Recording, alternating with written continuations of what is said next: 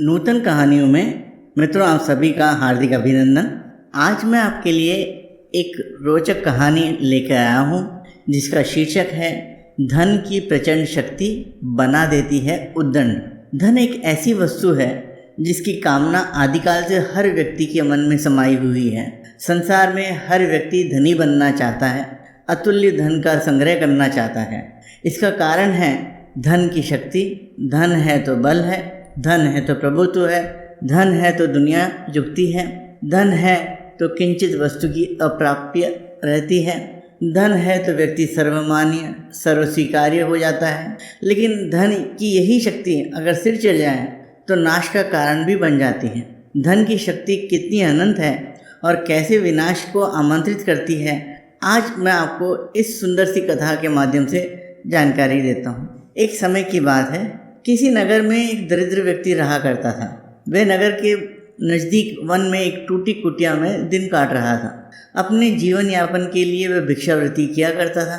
वह व्यक्ति संतोषी और धार्मिक स्वभाव का था। भिक्षा वह अपनी आवश्यकता पूर्ति के लिए ही मांगता था।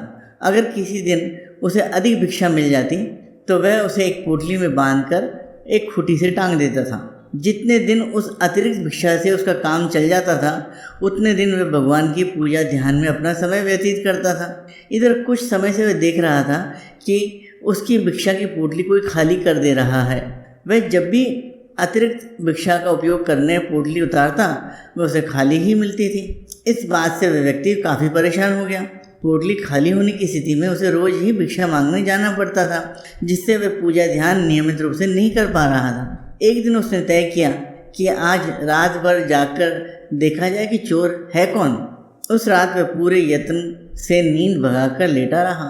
मध्य रात्रि में उसने देखा कि एक मोटा चूहा बिल से निकला और उसकी पोटली में रखा सामान उठाकर ले गया। व्यक्ति का ध्यान चूहे में लगा रहा। दूसरे दिन से उस व्यक्ति ने पोटली को और ऊंचे स्थान पर लटकाना शुरू कर दिया।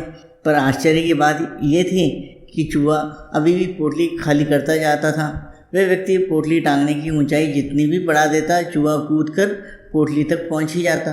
वह चूहे को डराने के लिए जितना प्रयास करता, चूहा उन सबको धता बता देता। वह व्यक्ति इस बात से इतना परेशान हो गया कि पूजा पाठ करना भूल गया। उसका मन पूरे समय चूहे में ही लगा रहता। एक दिन उस नगर में एक संत पधारे। वह व्यक्ति अपनी समस्या लेकर संत के पास पहुंचा।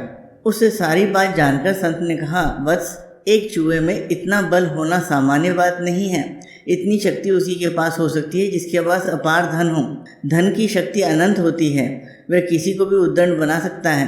तुम एक काम करो, तुरंत ही उस चूहे का बिल खोद कर देखो, शायद तुम्हारी समस्या हल हो जाए। संत की बात सुनकर वह व्यक्ति तुरंत अपनी कुटिया में गया और कुदाल लेकर चूहे का बिल खोदने में जुट गया।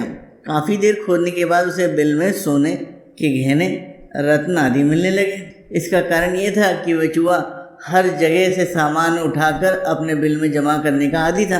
अपना संग्रह देखकर उस चूहे को अपनी शक्ति पर घमंड हो गया था। वह किसी से न डरता और सामान उठाने से बाज न आता। आज उसकी इसी उद्दंडता का फल सामने आया कि उसका बिल ही टूट गया। इधर इतना धन पाकर वह आदमी घबरा गया और सब सामान लेकर संत के पास पहुंचा। संत ने उससे पूछा कि इस धन को देखकर तुम्हें लोभ नहीं आया? उस व्यक्ति ने कहा कि जो धन एक चूहे का दिमाग खराब कर सकता है, वो मेरा क्या हाल करेगा?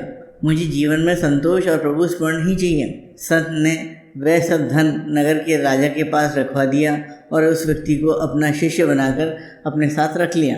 देखा मित्रों, धन की अपार शक्ति का प्रभाव। धन जब तक जीवन की आवश्यकताओं की पूर्ति के लायक होता है, वह व्यक्ति का सहायक होता है। जैसे ही धन अपार होने लगता है, उसका नशा व्यक्ति के दिमाग पर चढ़ जाता है और वह किसी को कुछ नहीं समझता।